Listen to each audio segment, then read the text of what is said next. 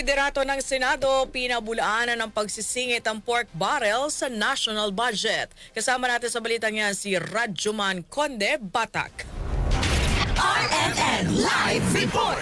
Mariing pinasinungalingan ni Senate President Tito Soto III ang alegasyon na siniksikan nila ng pork barrel ang inaprubahan ng Bicameral Conference Committee na 2026 national budget. Matatandaang inakusahan ni ACT Teachers Party List Representative Antonio Tino na sa pork barrel napunta ang 55 billion pesos na tinapyas sa Miscellaneous Personal Benefits Fund na para dapat sa benepisyo ng mga empleyado ng gobyerno at ang 51 billion pesos na medical assistance to indigent and financially incapacitated patients o MAIFIP ng Department of Health. Git ni Soto, hindi nagbabasa at hindi nakakaintindi sa paggawa ng pambansang pondo ang nag-aakusa ng ganito. Sinabi pa niya na imposibleng makakuha ng kickback sa mutual benefits ng mga uniform personnel at hindi niya mawari kung papaanong nasasabi ito. Binigyang diin ni Soto na pork-free at walang midnight deals o walang last-minute insertions sa panukalang pambansang pondo.